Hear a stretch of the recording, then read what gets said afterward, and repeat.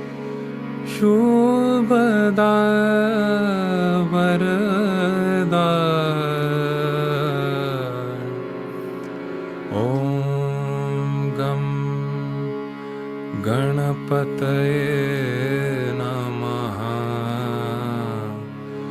ॐ गं गणपतये नमः.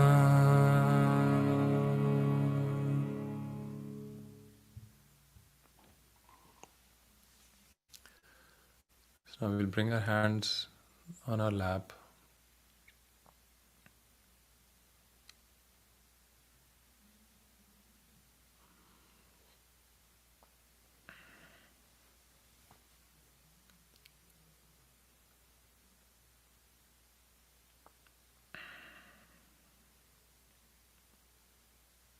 And now we'll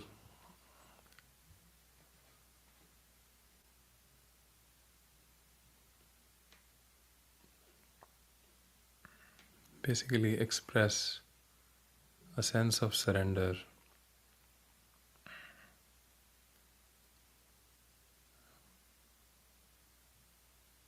We can't really put effort to get into meditation. It happens effortlessly. So here we can say, I surrender all my effort.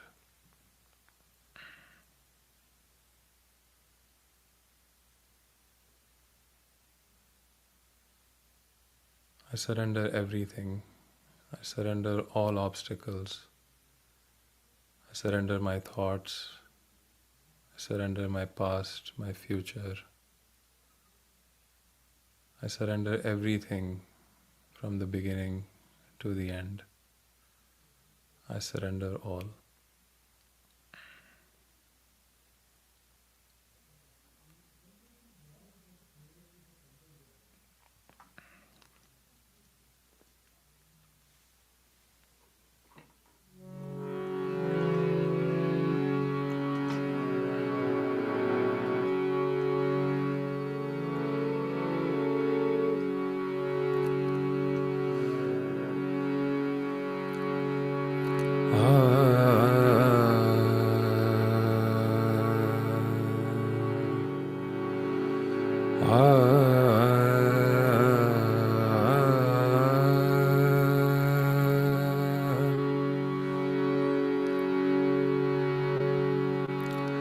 अन्यथा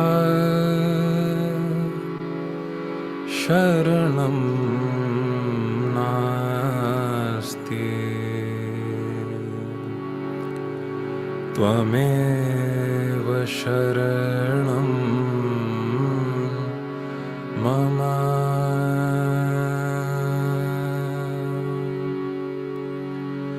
अन्यथा शरणं नास्ति त्वमेव शरणं मम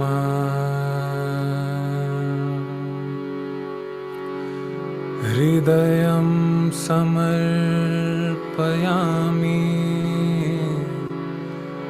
प्राणं समर्पयामि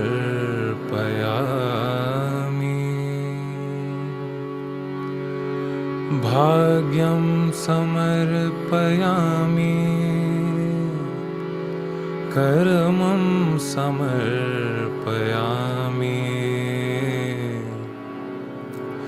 मानं समर्पयामि गानं समर्पयामि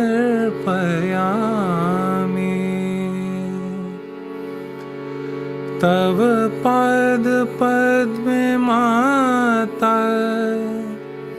सर्वं समर्पयामि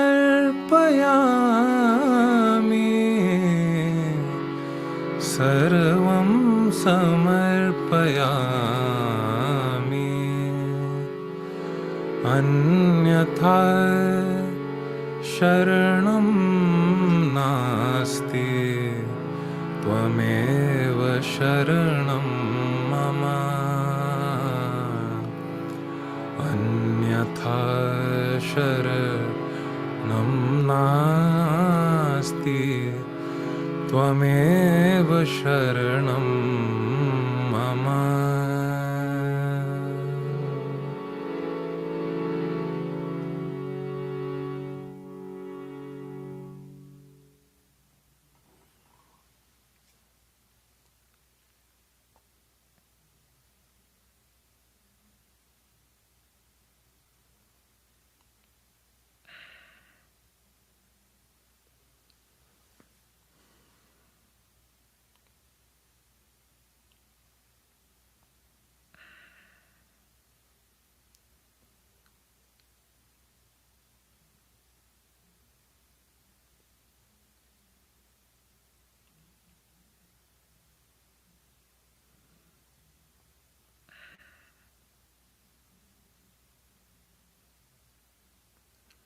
So we'll now put our hand on our heart.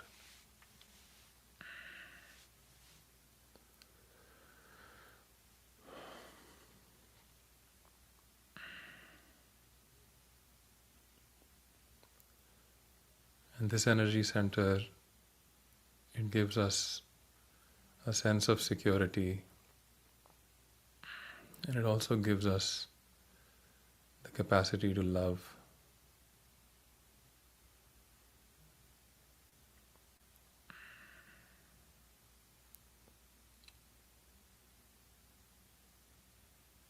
And so here we will ask for these qualities within ourselves.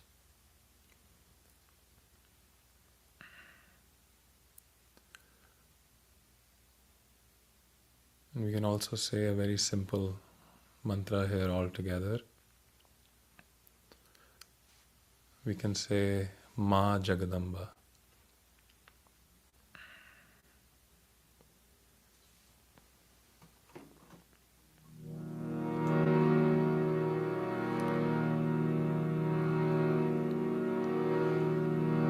Ma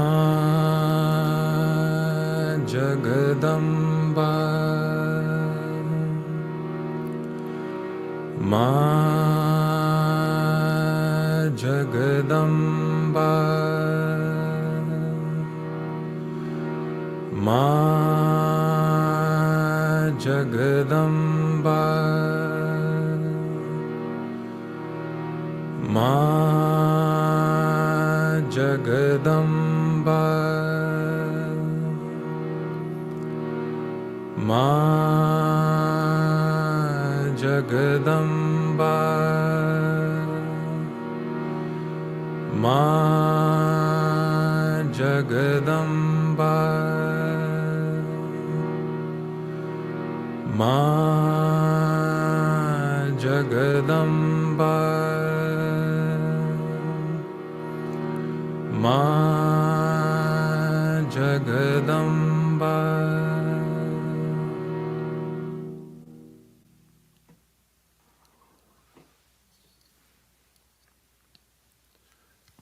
We can bring our hand back down. And I'll go on and do some music for this energy center. And let's just feel that sense of security and protection of this very powerful Mother within us. And we can once again affirm that I surrender all my fears to this extremely strong mothering power within me.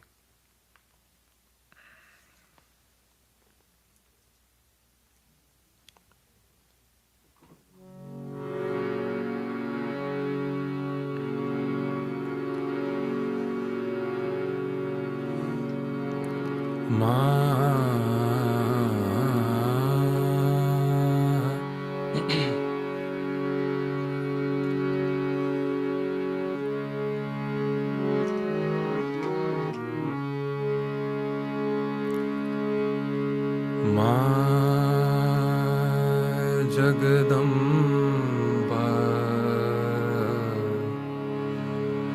Ma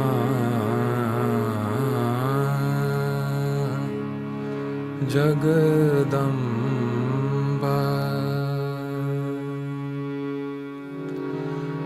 Jai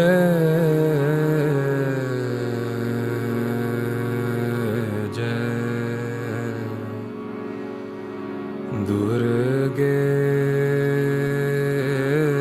Ma Durge Ma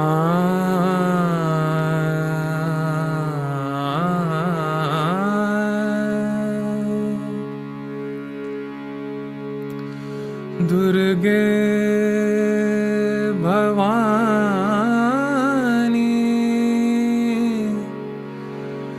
Jagat Janani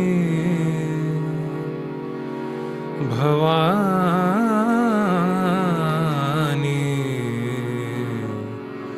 Ma Jai Jai Jai Durge Mata Bhavani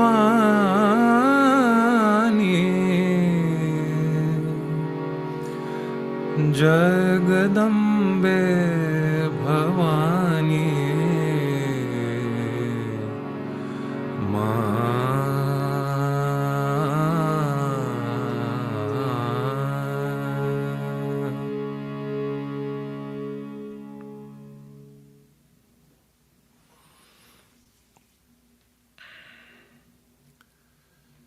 So now we'll put our hand across our forehead.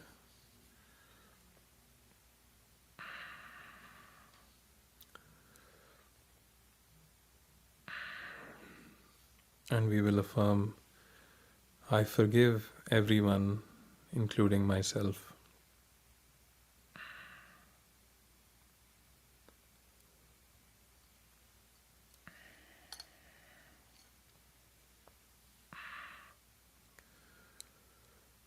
With our full heart, just expressing our love and our forgiveness for everyone.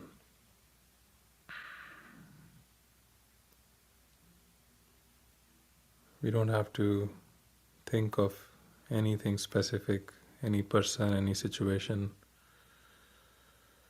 but just open our heart and allow our love and our forgiveness to flow.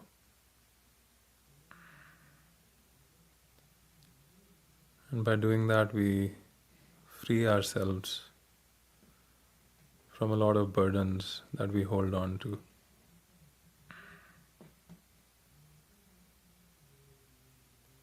I forgive everyone, including myself.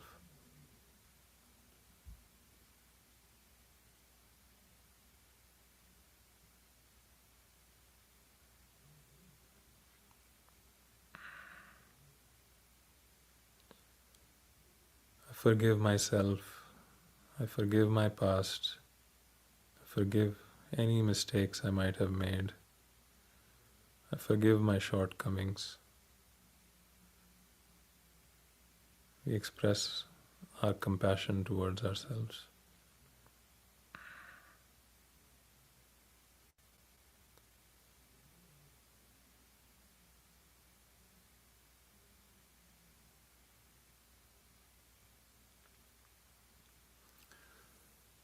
And now we'll put our hands above, both our hands above our ears.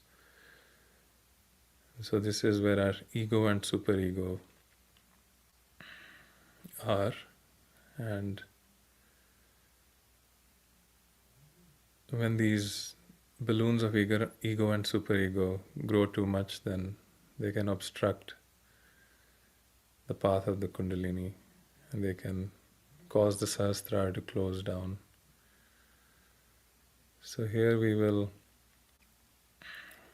say Ham Ksham, which really is Sanskrit for forgiveness. Ksham means I forgive.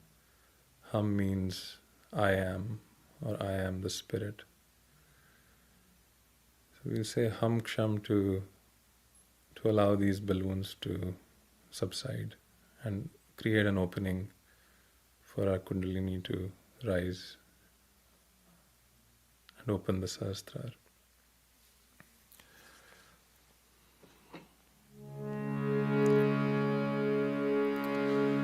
Om Ham Ksham.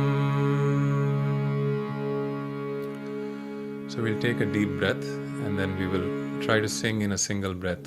Om Ham Ksham. Om Ham Ksham. Om Ham Ksham. Om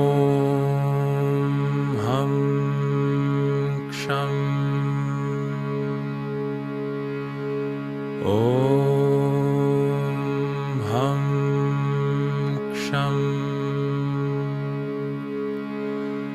Om Ham Ksham.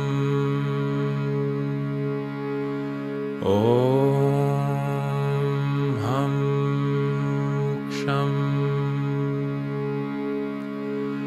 Om Ham Ksham. Om Ham Ksham. Om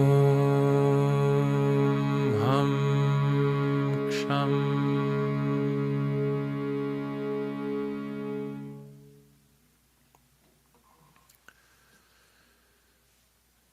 And now we'll massage the top of our head.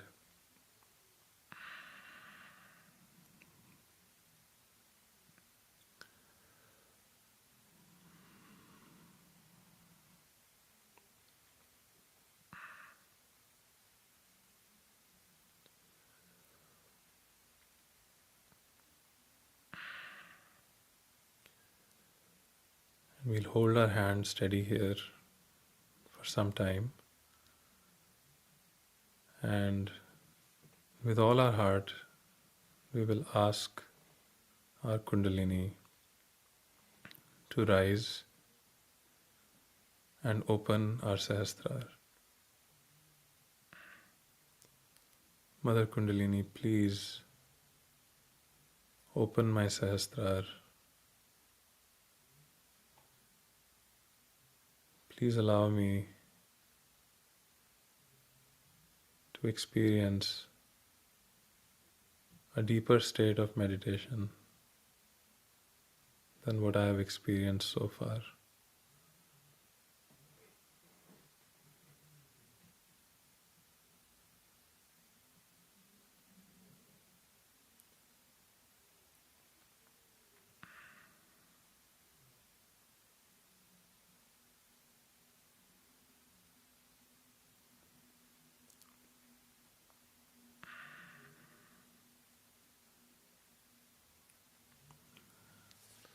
We can bring our hand back down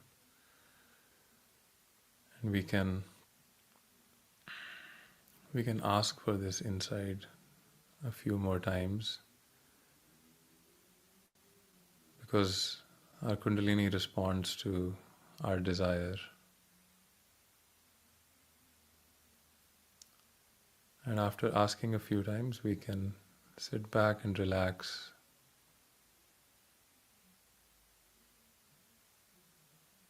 And let go of everything, any effort, and just watch our Kundalini do its work, which it is very adept at.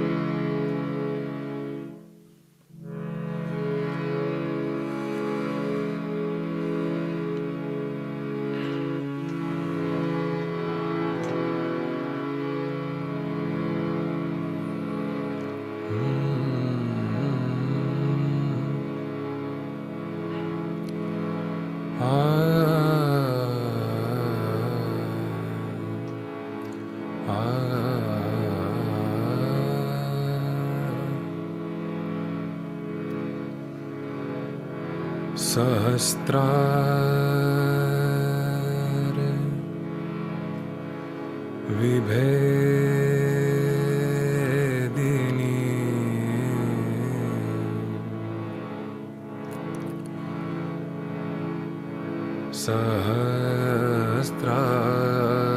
Sahasrara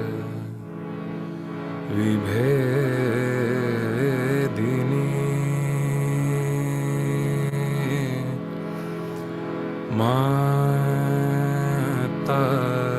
Mataji Nirmala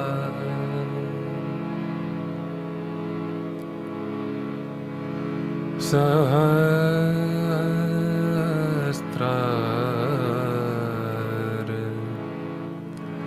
Swamini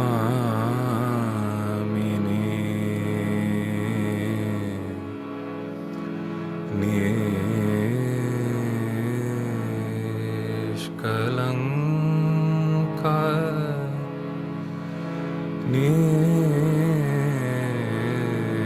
Nirmala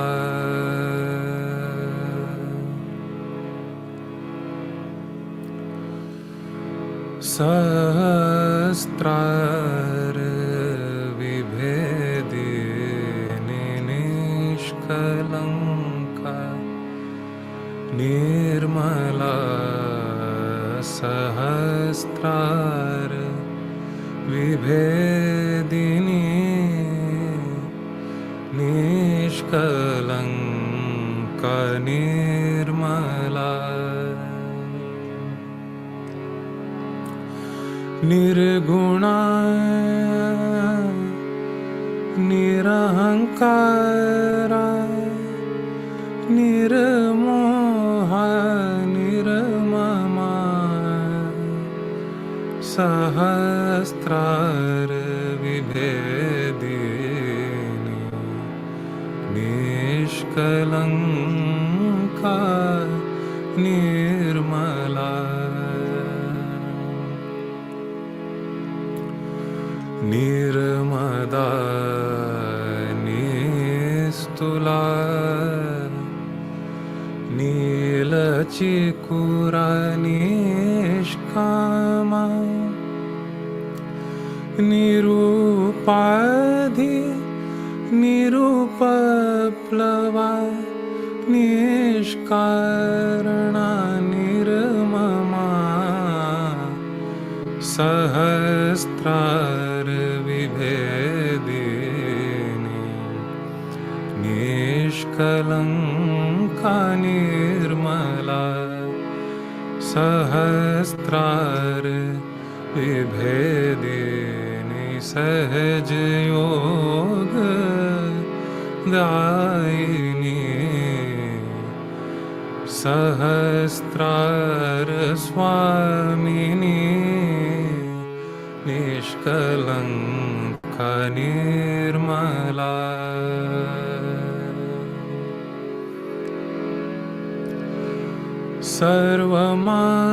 Sarvamangala Mangalye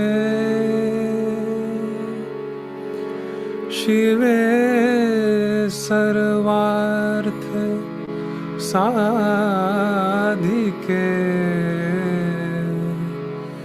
Sharanye Triambake Gauri Narayani Namostute Narayani Namostute Narayani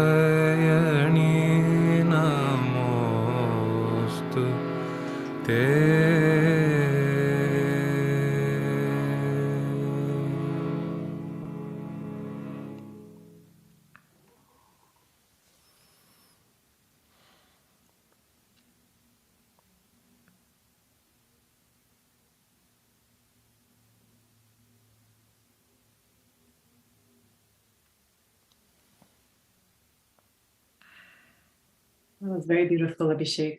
Thank you so much. And now this brings us to the end of our program. We'll share with you some announcements. And after that, please stick around for a few more minutes because it's going to be very special. We have Abhishek and Anjan that are going to be sharing their personal experiences with their self-realization and how they manage to keep their attention on their Sahasrara as often as possible. So as you can see on the slide here, this is showing us different resources that we have. You can request a mentor or join us on our WhatsApp group to join our community. And also on our YouTube sessions, we have all our recordings and also different handouts. So now, as you can see, we have Anjan Upadhyay here. He's my husband. And Abhishek is also here. So this is a very beautiful topic, of course. And since we've been talking about the significance of the opening of the Sahasrara and our self-realization, I would like to know more about how you got your self-realization. So Abhishek, starting with you, tell us your experience. So I was introduced to Sahaja Yoga at a young age by my parents. I think I was in 3rd or 4th grade at that time. And I remember the first time when we went to the program and got our realization. And I remember feeling, some catches on my hands. But at that time, it didn't really mean much to me.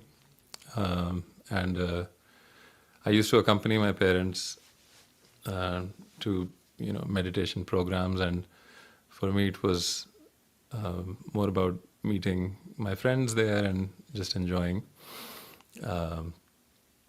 And then, so yeah, I continued that for quite some time. And then at some point, with studies and whatnot, I kind of wasn't able to do that for some time. And then it was later on when I was in college when I really I was going through a very difficult time, and I at that time I had tried everything and nothing was really working out, and so I somehow knew inside that I think my only chance here is to meditate and kind of go deeper, and I think I'll find a solution inside. And so that's when, out of my own desire, I felt like meditating. And so I remember the first time that I did that in a group, when I went, reached out to some people in my college who were meditating, and when I meditated with them, that I feel like that was kind of my second self-realization experience, and that's when I felt my Kundalini rising and my attention rising above my head, and I'd never experienced that before, and that's when I experienced, I would say for the first time, what the state of meditation is, and understood its significance. And after having that experience, I kept with it because I wanted to reach that again and again. So that was my experience. Beautiful. How about you, Anjan? So that's beautiful, Abhishek. Thank you for sharing that. So similar to Abhishek, I was fortunate enough to be introduced to Sahaja Yoga also at a very young age. I think I was 7.5, 8 years old. And of course, I don't remember the first experience, but what I do remember is one, being around Shri Mataji as she was giving this experience to others. And once in a while, she would ask us to verify if we can feel the cool breeze on the other person's head. The most significant change happened. So all of this, I guess, in the subconscious was reinforcing the idea of the reality of the Kundalini of self-realization, because you practically are experiencing it not just on yourself, but on others. And then around when I was about 13 or 14 years of age, I remember waking up at like 4 in the morning, almost with a panic, because something occurred to me that if everybody around me, and at this point, of course, I was brought into Sahaj, of course, with my mother, my sister, and my aunt.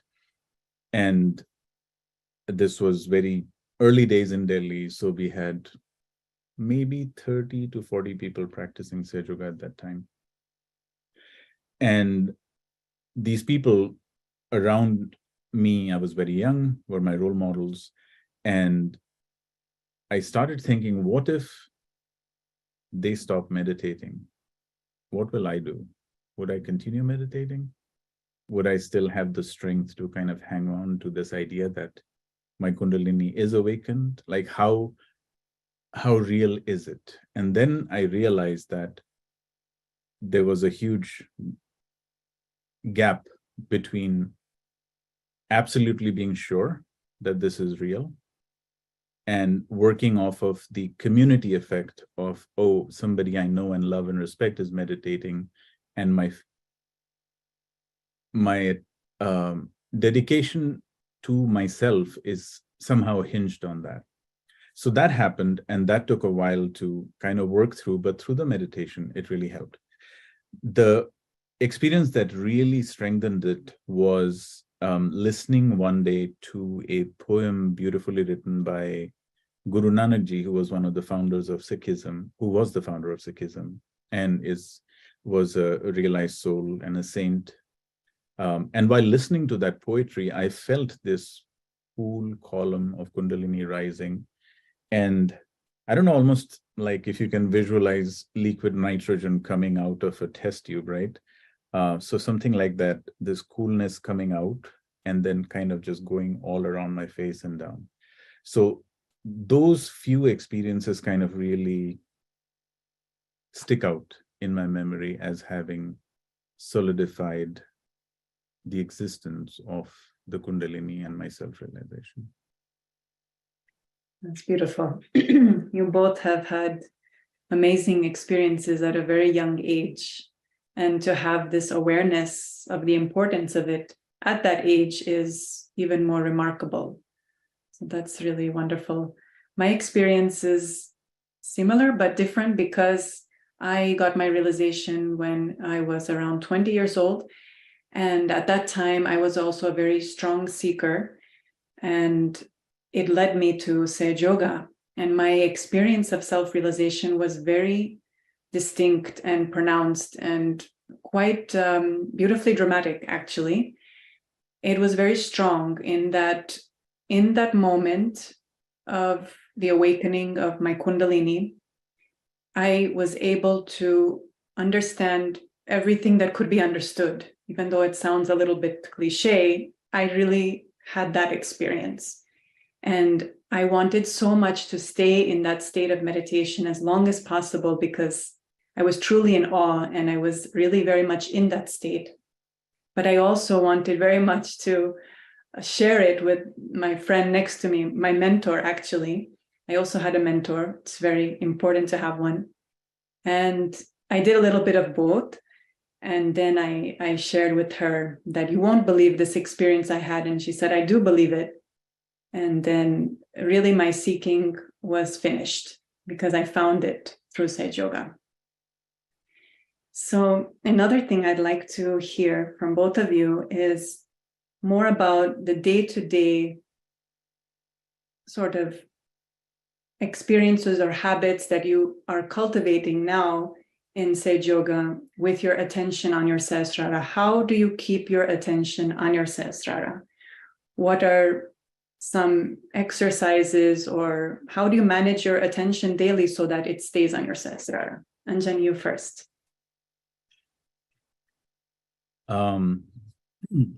So I think, first of all, it is important to understand, as you led, Louisa, and then Abhishek, you led, that the experience of the meditation, one, is a state, and secondly, it is not about a technique, it's really about the heart. So just to give a contextual background here, professionally, I'm the Chief Technology Officer at my company, and that what it means is a day full of meetings where you're switching your context almost every half an hour because somebody needs you for a totally different problem.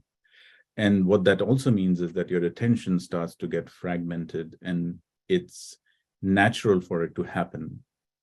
And at that point, what works really well is reminding myself that putting in an effort at this point is not going to help. What will help is just going back to the heart and desiring and really asking my Kundalini to bring it back, to bring the attention back inside. And I think this is the key. Otherwise, I found myself going down the rabbit hole of effort and techniques and multiple other things which really have nothing to do with the essence, which is if we ask from our heart, the Kundalini, as Abhishek stated, is very adept at doing her job. We just have to surrender to that idea. And what really reinforces it is the daily meditation. So if we can meditate daily, then this becomes, as Shri Mataji puts it, an instinctive reaction that the moment we are in a crisis, the Kundalini takes over and the attention comes back inside. So that's what I would like to share. Over to you, Abhishek. Yeah, so very similar. I also have tons of meetings and context switches throughout the day. I work for Amazon. It's an intense work culture. What I have found is that morning meditation makes a huge difference to my day. So, if I wake up and have a desire that, okay, I want to meditate today, and then do it, even if it's for 10, 15, 20 minutes, the day just goes very smoothly.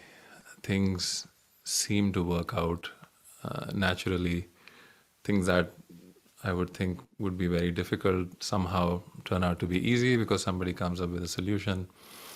So I think it kind of flows. And then the flip side of that, which is when I don't get to meditate in the morning, oftentimes it feels like there's just a lot more friction. And even small things start blowing up. People start reacting, I start reacting. And just a lot of unnecessary things kind of take up, your energy. So I think morning meditation has helped a lot. And what Anjan said about the Kundalini taking over in a crisis, I had an experience related to that, which I remember very distinctly because it was quite stressful. So there was a time when I was at work and I had basically done something wrong and made a mistake, and my code basically brought the Amazon EU website down for I think 30 minutes or so. So it was quite distressing. There were a lot of questions being asked, and I was under a lot of pressure. And then, so the day went on, but it was a difficult day after answering a lot of questions about what happened and what we could do better. And then this, so we got notified of another problem, and that was again because of this other code that I had pushed. And so at this point I was very stressed because everybody was already quite upset, and now this was a second change in the same day.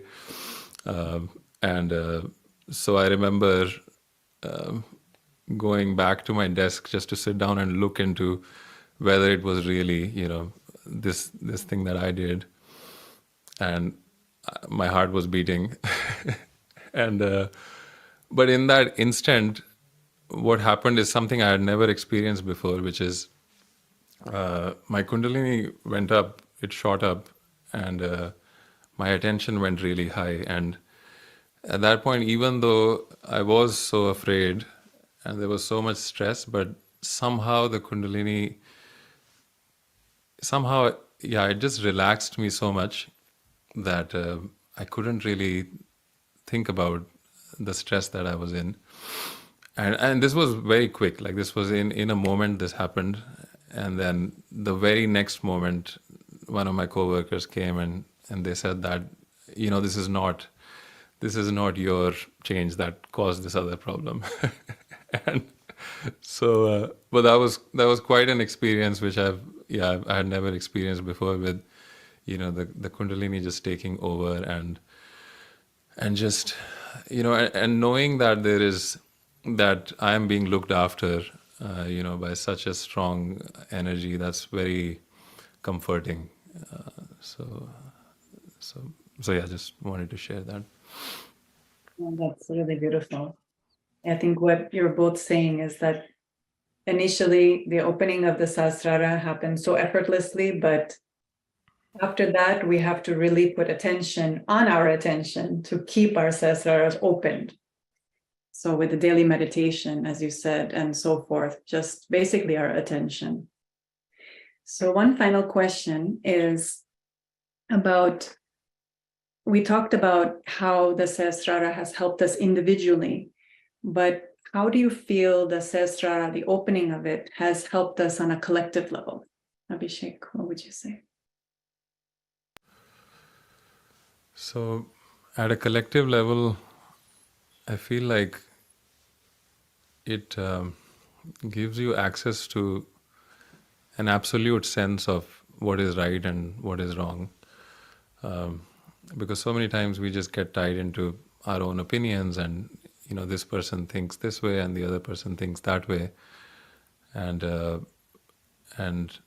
there's really something that's truly right or wrong in many situations, and so having access to that, I feel, is first of all, having access to that, knowing it on your own central nervous system, that okay, this is the right thing to do.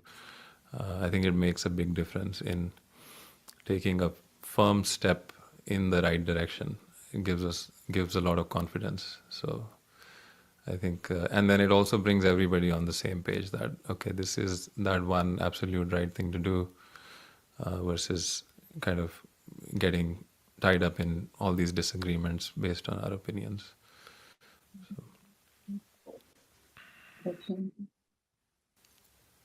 Well, I'll highlight, there's so many dimensions to this, right? So I think even if we sat all night, we could all point out one dimension of it. So one of the one that has stuck with me for the longest time is that when the attention is here on the Sahasrara,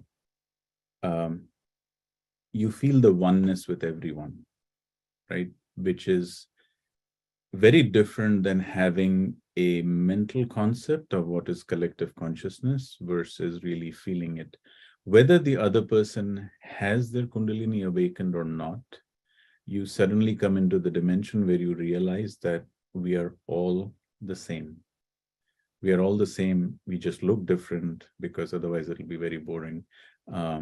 We are, and what you also start feeling is a lot of love, not attached love, but a lot of love for the other human being. For the first time, I think Shri Mataji mentioned it in many public programs, that you genuinely start enjoying another human being, another living thing, a flower, nature, and like how everything works in unison in reality, be it our inside or how the world works, how the nature works. So for me, that is the dimension of collective consciousness. We are suddenly just freed from the limitedness of your own existence, and you collectively start experiencing the other human being, nature, other cultures, and that oneness.